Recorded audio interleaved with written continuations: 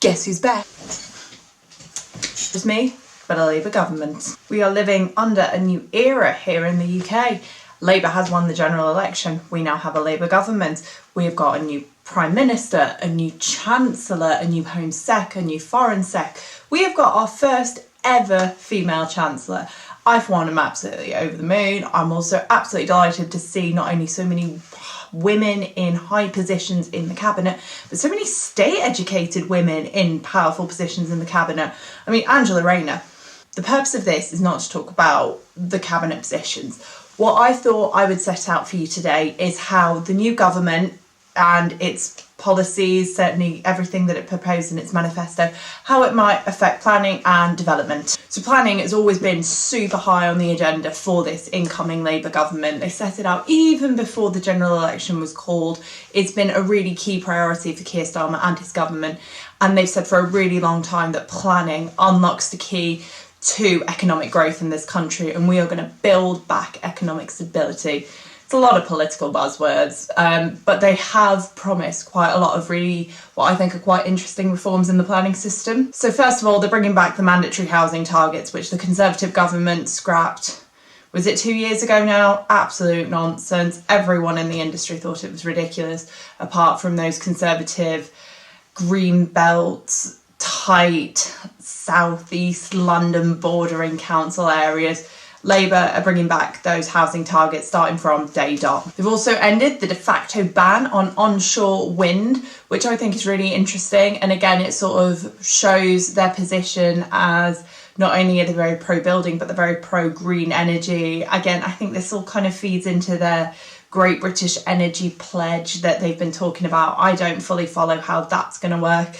My niche is planning, but the scrapping of the onshore wind ban means that it's going to be so much easier to get planning permission for new onshore wind farms. So there's going to be a task force put together to try and bring an end to all of these stalled massive housing projects that are just stuck in the planning system. So today is only day 5, I think, of the government, day 2 of a working day of the government. They've already unblocked 3 sites from the system, releasing 14,000 new homes into the system because they sort of saw that necessary government intervention at the stage where everything all kind of got a little bit stuck and a little bit messy.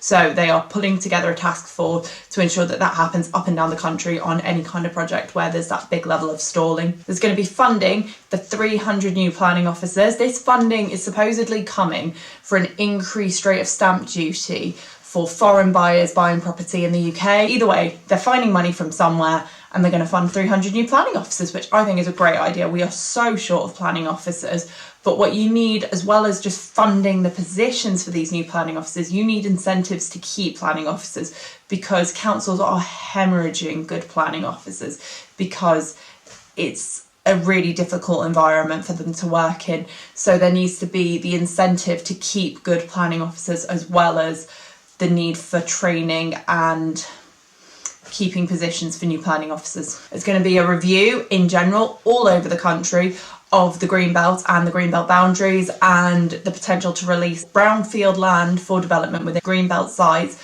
where it's not considered to be appropriate for the preservation of the Greenbelt. I'm totally in support of this. If you've seen my video on the Greenbelt, which I'm just going to link up here, I think that we are so overdue a review of the Greenbelt boundaries. I completely support the principle of a Greenbelt, but the current system that we use is archaic, so outdated. So great work. So there's going to be a new principle called land value capture, which essentially is going to try and incentivise developers to build more social housing and infrastructure through requiring landowners to give a discount on land value when it is being sold to a developer for a housing development.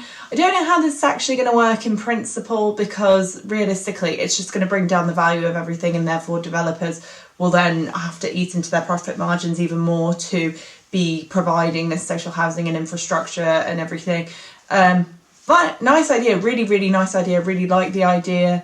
It stops land values absolutely skyrocketing when there's the potential of getting planning permission on it. But is it going to work in person in the market? Don't know, let's see how that one goes. And finally is the New Towns initiative. I'm not sure how many they're proposing, but they are proposing to build 1.5 million homes. Again, I'm not entirely sure over what period, if that's their entire period in office over the next 5 years, or over a 10, 15-year period. I certainly can't imagine it'll be over a single year period. But they are proposing to build new towns, and this could be either through genuinely new towns like we saw in the 60s with Milton Keynes and Crawley and Basildon, and some of these are the new towns in the southeast, or it could be through sustainable urban extensions, so extensions to existing towns. I'm not entirely sure how it's going to pan out. I don't know if they've announced this yet, but again, I think it's a fantastic idea, but it is just largely dressed up. Lots and lots of new build housing, loads of housing. We're going to build so much housing under this Labour government. Supposedly, it could all just go belly up and we'll see. But I, for one, am very optimistic. I'm very excited.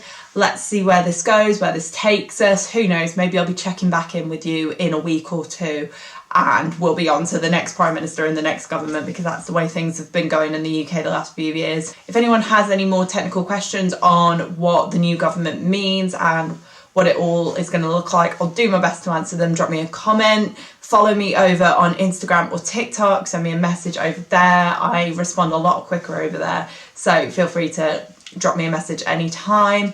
And as always, thank you very much for watching, and I will see you next time.